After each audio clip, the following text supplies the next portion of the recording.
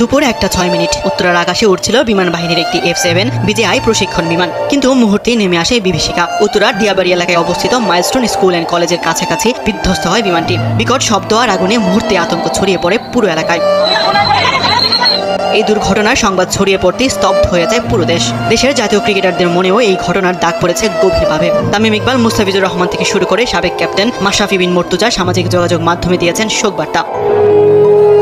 তামিম নিজের official Facebook পেজে লিখেছেন, উত্তরা মাইলস্টোন কলেজের জন্য দোয়া করছে। খানিক বাদে আবারও লিখেছেন, যা হয়েছে ও হচ্ছে সবকিছুই প্রচন্ড বেদনাদায়ক। আমাদের হৃদয় ভেঙে যাচ্ছে, আমরা বিধ্বস্ত।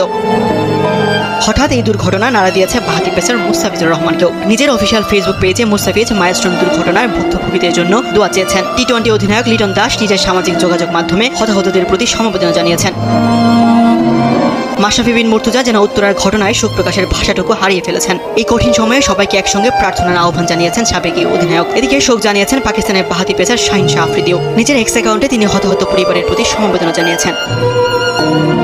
এদিকে পৃথক শোক বার্তা দিয়েছে দেশের দুই শীর্ষ ক্রীড়া সংগঠন, বাংলাদেশ ক্রিকেট বোর্ড ও বাংলাদেশ ফুটবল ফেডারেশন। এক শোক বার্তায় সেখানে দুর্ঘটনায় আক্রান্ত ব্যক্তি ও পরিবারের প্রতি দোয়া কামনার পাশাপাশি গভীর সমবেদনা জানিয়েছে বাংলাদেশ ক্রিকেট বোর্ড। তাছাড়া পাকিস্তানের বিপক্ষে দ্বিতীয় টি-20তে কালো বেজ পরে খেলতে নামবে দুই দলই। ম্যাচের দিন অর্ধনির্মিত রাখা হবে বাংলাদেশের পতাকা সহ বিসিবির পতাকাও।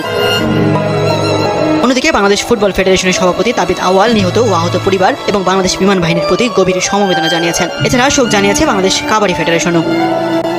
তাসবিহ শরণ, স্পোর্টস ডেস্ক, দেশ টিভি।